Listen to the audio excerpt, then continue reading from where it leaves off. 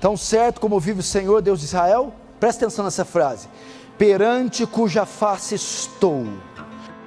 Irmãos, esse é o Deus, o homem que Deus usa, antes de ir diante dos homens, antes de subir num púlpito, antes de fazer missões, antes de falar ao povo, é um homem que passa tempo diante de Deus.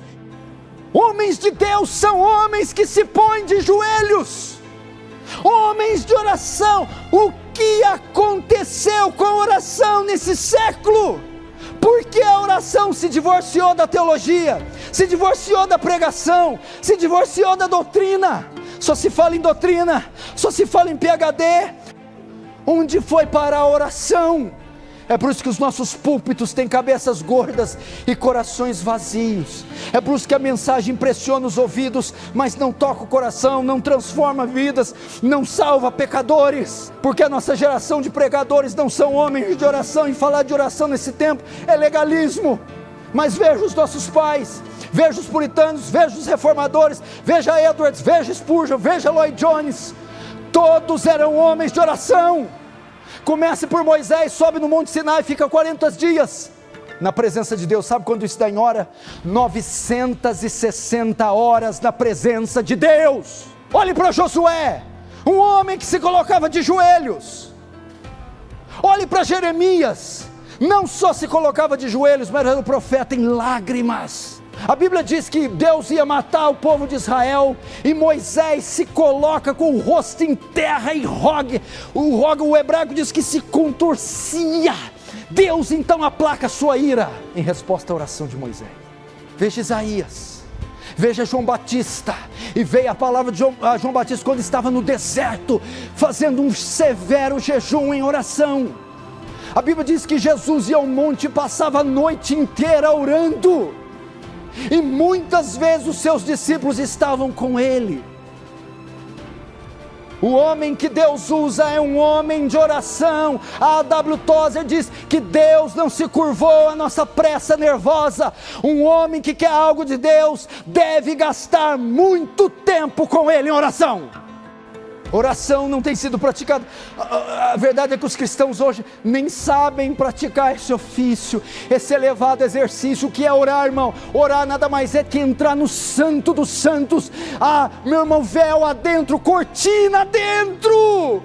Demorou milênios para isso acontecer. O acesso vetado, tinha um véu de 2 toneladas, não podia ser penetrado por ninguém, só o sumo sacerdote uma única vez por ano. Então vem Cristo, verte o seu sangue, paga o preço, e aquele véu de alto a baixo se rasga. Para quê? Agora eu tenho acesso ao Santíssimo. Agora eu posso ir o tempo que eu quiser, aonde eu quiser, do jeito que eu quiser. Veja, Martim Lutero, antes de comparecer diante da dieta de Worms, era onde ia se decidir, o julgamento ele ia ser feito, se ele revogaria ou não os seus escritos, as suas teses. A biografia diz que Lutero passou a noite inteira orando. Alguns dizem que escutou ele brigando literalmente com o diabo, e ele a noite inteira orando, chega diante do seu julgamento e diz: até que eu seja convencido pela palavra de Deus e pela minha consciência, não revogo e não revogarei. Deus me ajude. A noite inteira orando. John Knox, o reformador escocês, meu irmão, meu Deus do céu, meu irmão, quando a Inglaterra estava em guerra com a Escócia, a rainha da Inglaterra diz: eu não temo os exércitos escoceses, eu temo as orações de John Knox. A única maneira de ganhar a batalha era se o dia se estendesse, por se viesse a noite eles perderiam. Então o que Josué diz? Lua, pare-se em Aijalon, sol detém-se em Gibeão, e o dia se estende quase 24 horas, e o texto diz: nunca houve um período assim na terra, que Deus tenha atendido assim um homem. Meu Deus do céu, quantos de vocês têm coragem de dizer: dá-me as almas de Franca, senão eu morro? John Knox orou: dá-me as almas da Escócia, senão eu morro. David Brainerd dizia: me regozijo na minha necessidade de comer ou vestir, contanto que me dê almas, viverei. Dá almas, porque sem almas eu não posso viver. Hudson Taylor dizia: se eu tivesse 100 vidas, daria todas para a China. A biografia diz que o sol nunca nascia, meu Deus, sem que Hudson Taylor tivesse de joelhos. Susanna Wesley tinha 11 filhos, mas encontrava tempo para se trancar no quarto e passar pelo menos 1 hora em oração com o Senhor. Vamos orar. Todos os evangelistas, homens de Deus que eu conheço, todos os missionários, todos os pregadores, eram homens de oração, todos eles. Savonarola, Lutero, Calvino, Zwinglio, Dwight Lyman Moody, Dave Livingstone, David Brainerd.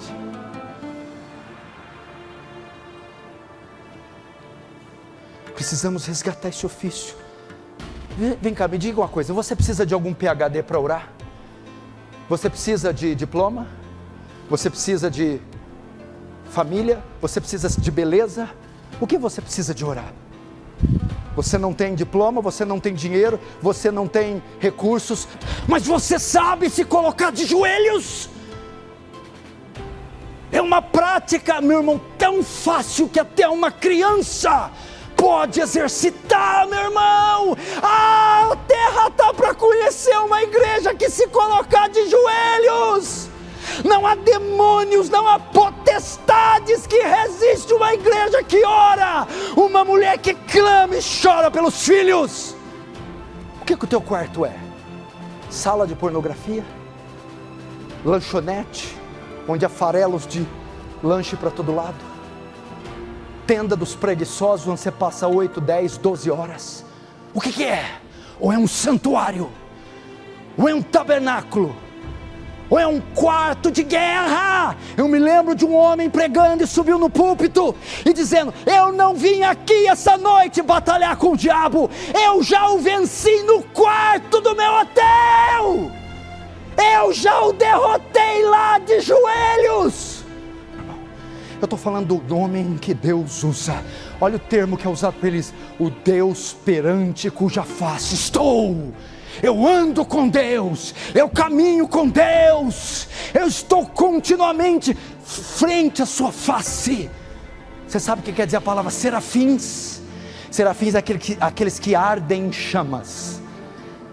Serafim é o nome de um grupo, de uma categoria de anjos. Por que tem esse nome, ardem em chamas? Por causa da proximidade que eles têm de Deus.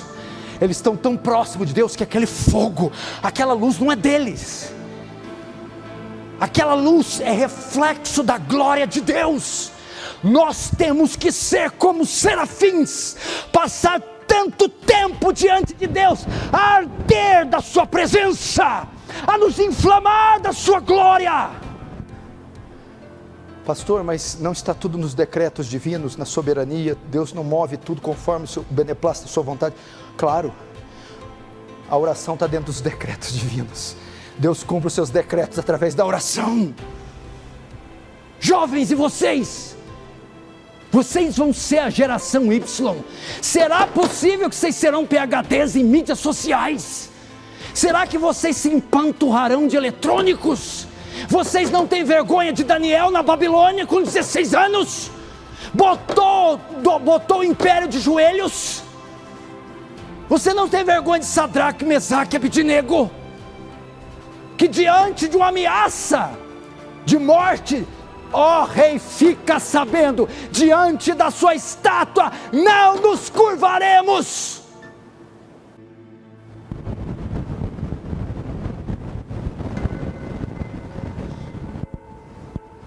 Let's pray, my brother. Vamos orar.